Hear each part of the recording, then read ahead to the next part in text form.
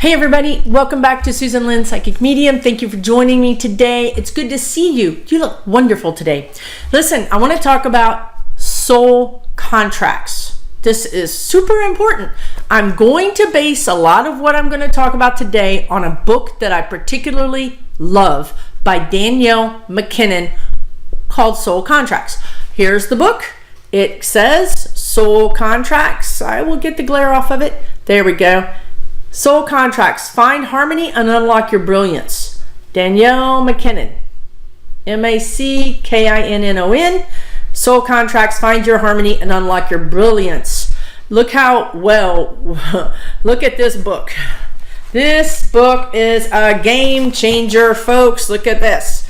I read this book about 6 years ago when I first started waking up because nothing made sense. Like, why is this happening to me? Why did that happen to me? Why does this pattern repeat in my life? You know, I needed some answers. I needed to figure out, I was starting to figure out that, you know, there was more at play here. There's more at play than just me and my pig-headedness. So, I want to talk really briefly. Just get the book. Just turn the video off and get the book. It's that good. Because this shifted me. This gave me a shift. Because not only did I learn about soul contracts, but I learned about how to shift them, how to work with them, how to deal with them, how to recognize them. And she gives you some really good exercises that really do work. Really shifted my energy, okay? So I'm going to talk briefly about this book because in case you don't want to read the book or whatever, or you just want to know about it, I want you to know about it because my goal here is to inspire you, is to educate you, is to help you understand these things, right? So there are 4 types of soul contracts. The first 4 types of soul contracts I'm going to talk about, there's actually 5, but the 4 of them are pre-birth. Okay? So now we're talking about reincarnation. So if you don't believe in reincarnation, just go on to the next video. So when we're up there and we are getting ready to come back down here, we talk about what our contracts are going to be. This is school. Earth is a school. We're just in school down here. We're trying to grow our soul. And to do that, we have to have lessons, right? We have to learn our lessons so that we can evolve as a soul. So when you're up there, you can also bring contracts from previous lives.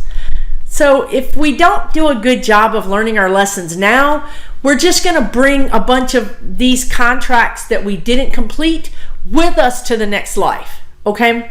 So it's worth it. You're doing yourself a favor. You're doing your next life a favor by getting some of this stuff done now. Plus, you're going to be a lot happier. You're going to be way more fulfilled and you're going to be a lot happier. You're going to be calmer. You're going to be healthier. It's just a win-win-win all the way around, okay? So what are the type of pre-birth soul contracts according to Danielle McKinnon?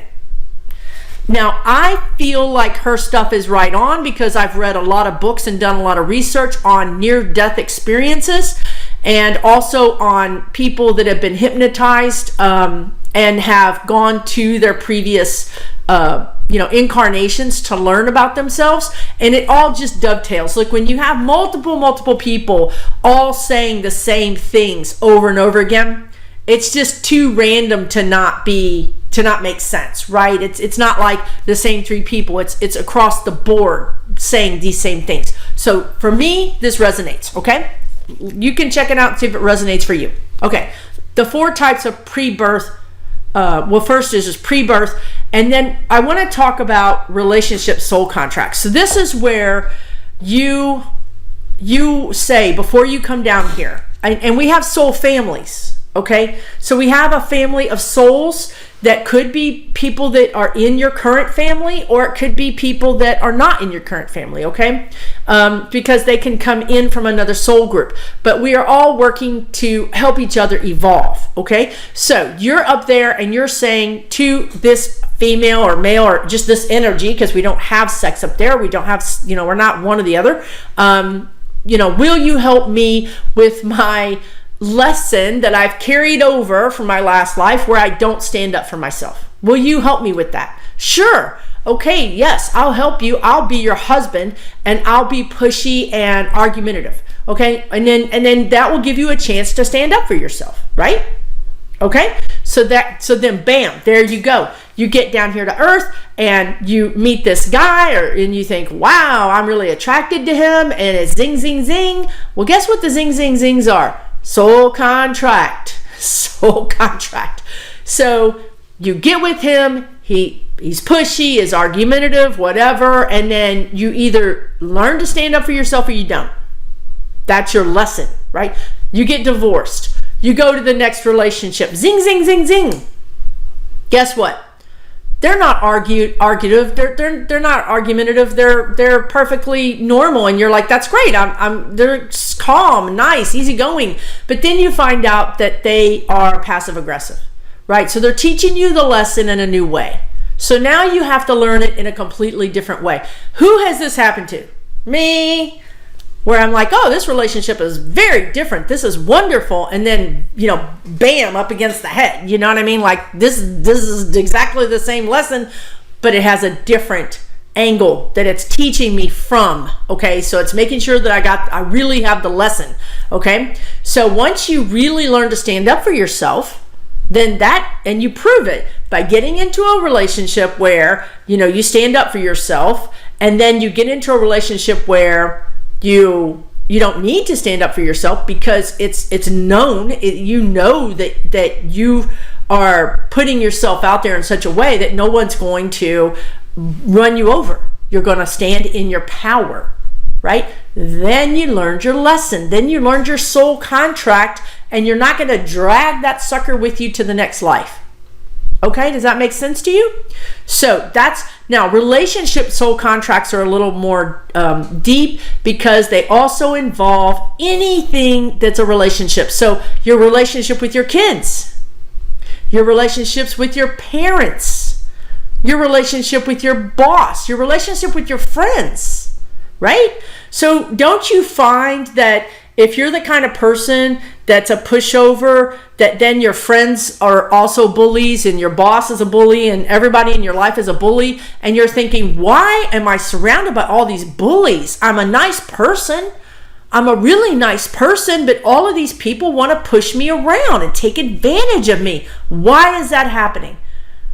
Because your soul contract is to stand up for yourself, right?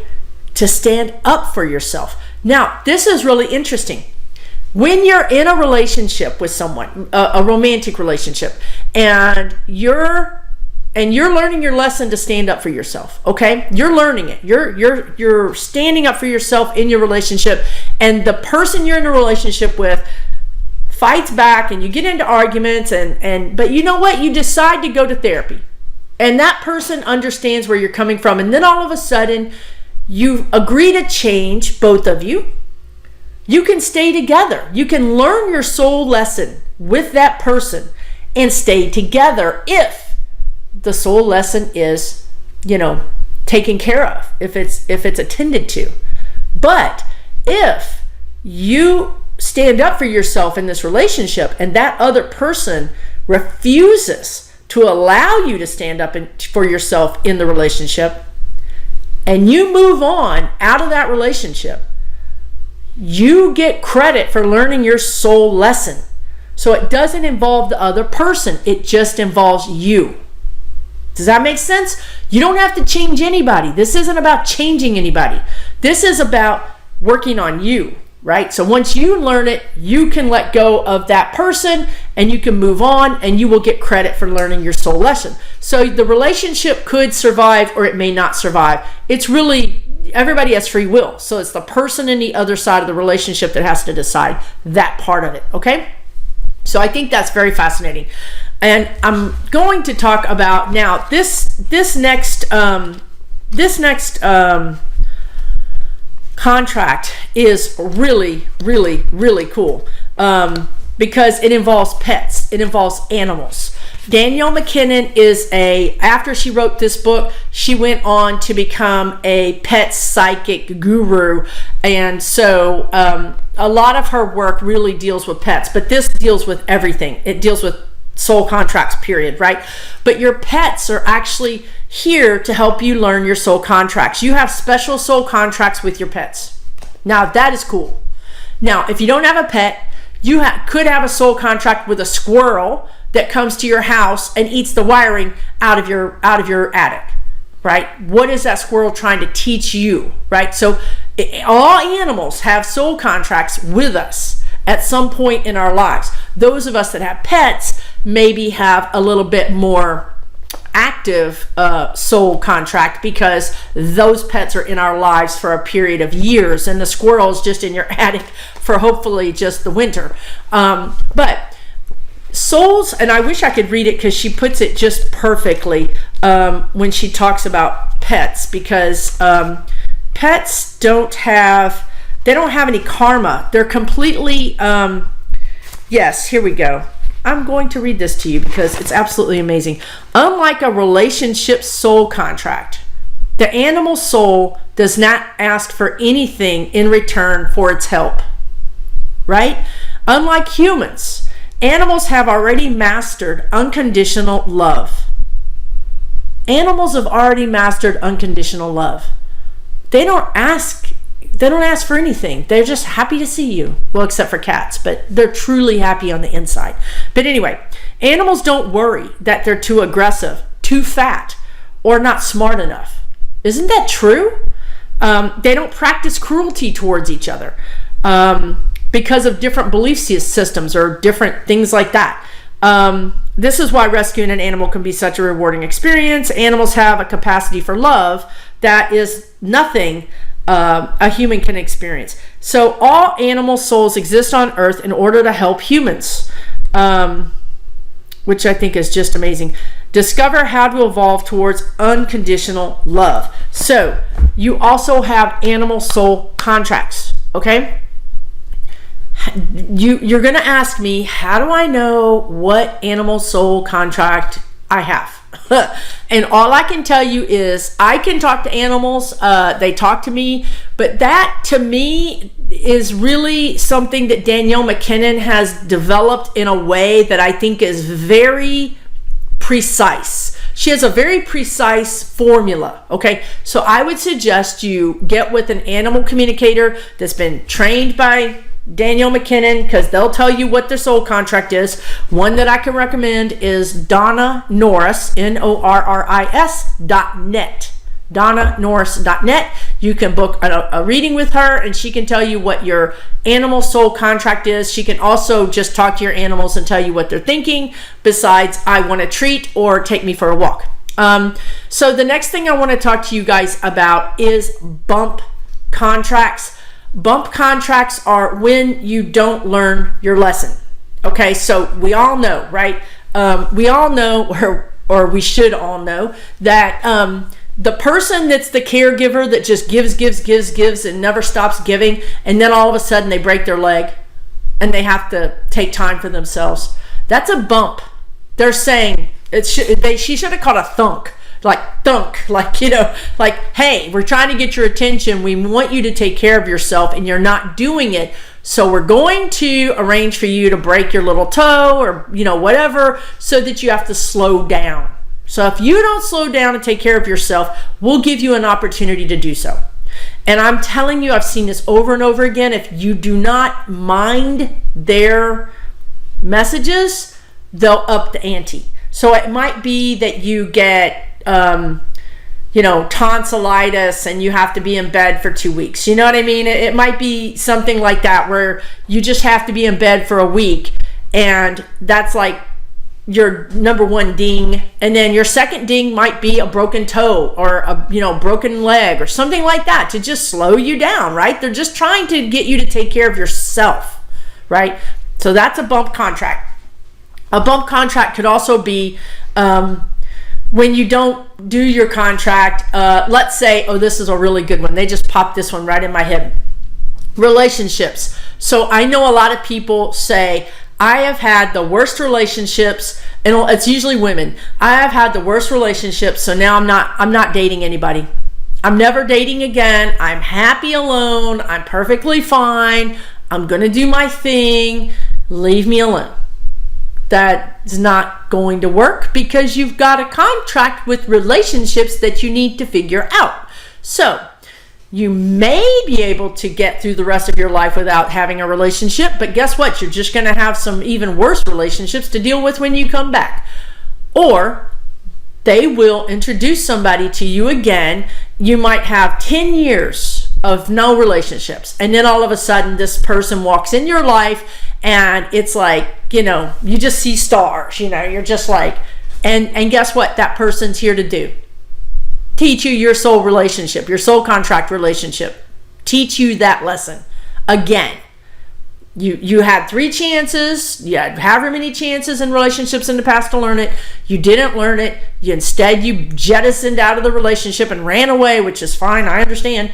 But you can't run away because they're going to bump it back into your life. Okay?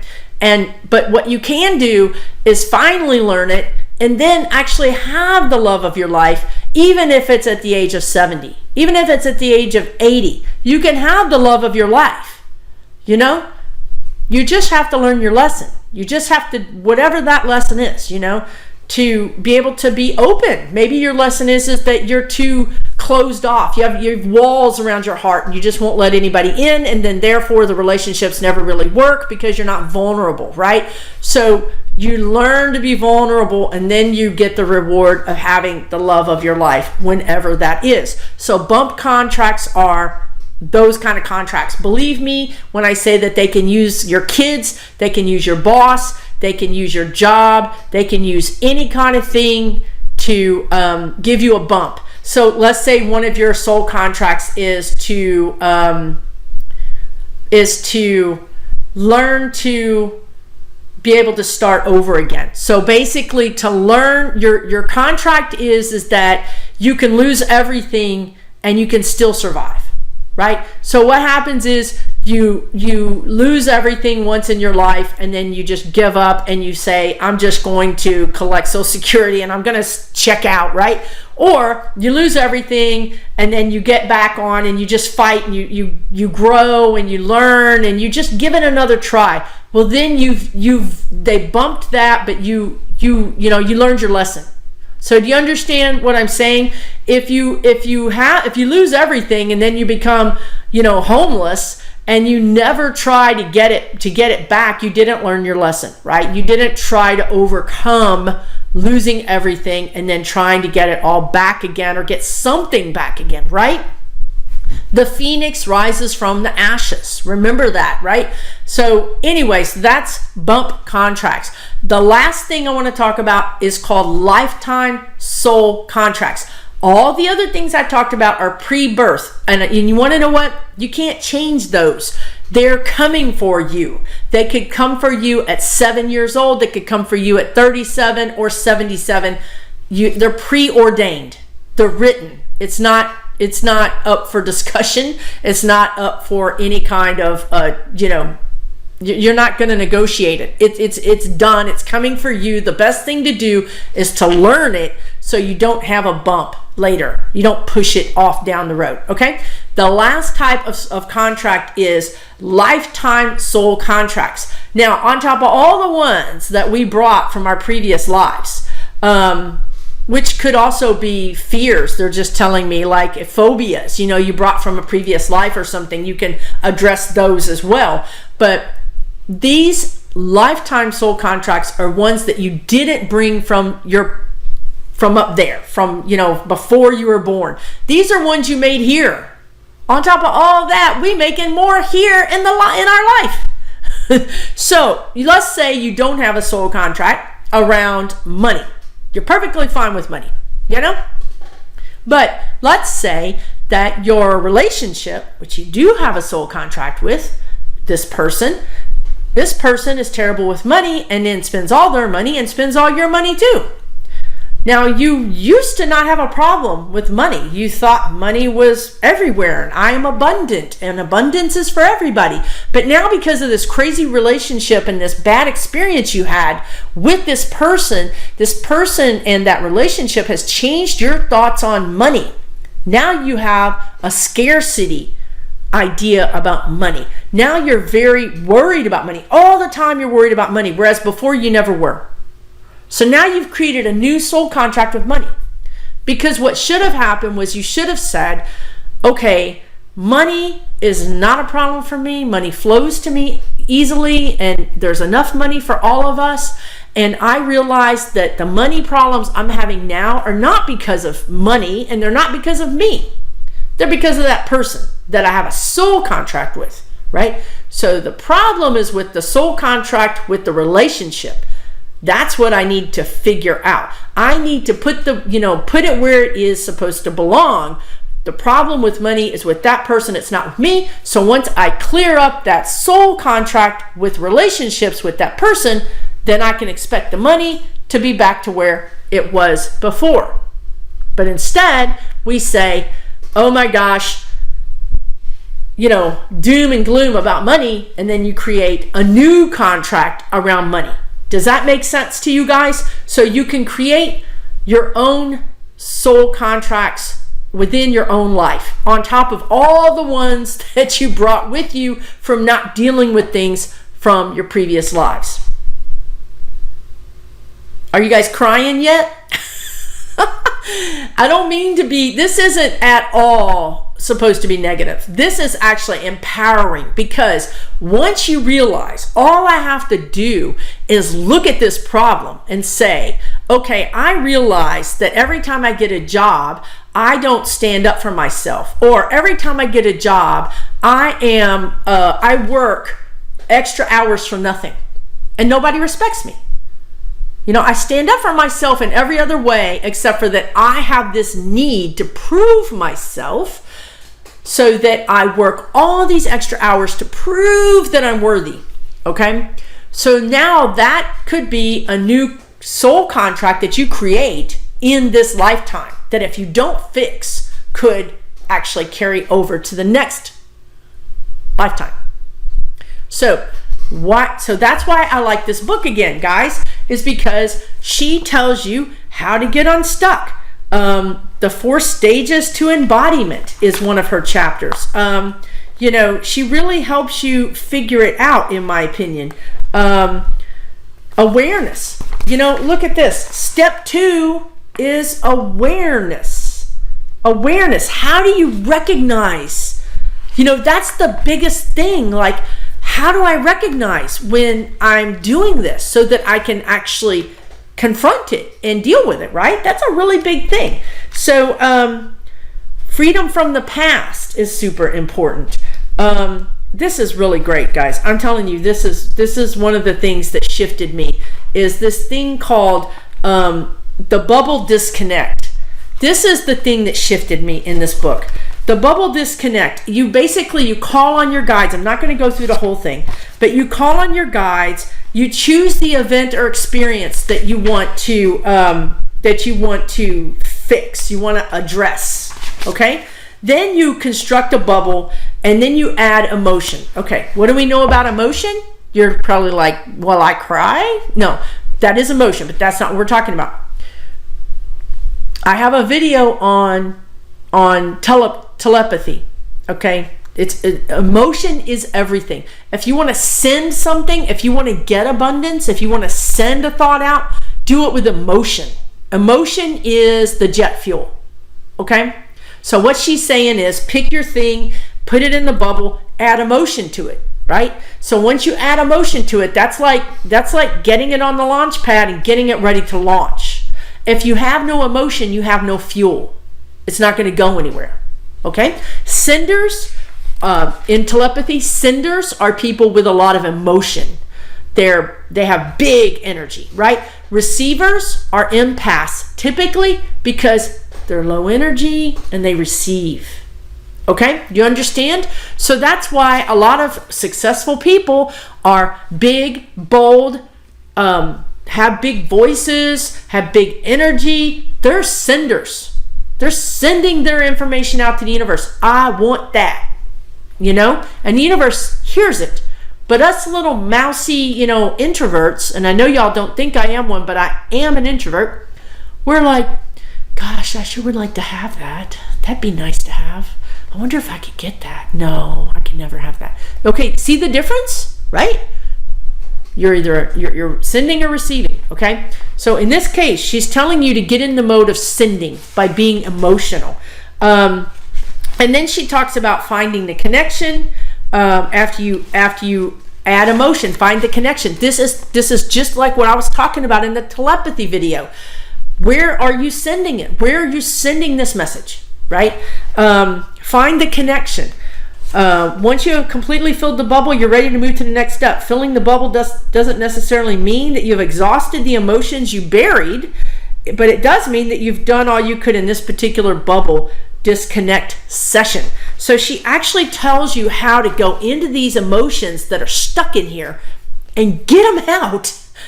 And once you get them out, you can see clearly and you don't fall into the same traps. Okay, so so you do all that and then you release and you come back. And then she actually tells you how to test to see if it worked. So you can see why I like this book so much. It really was a game changer. I do want to say that of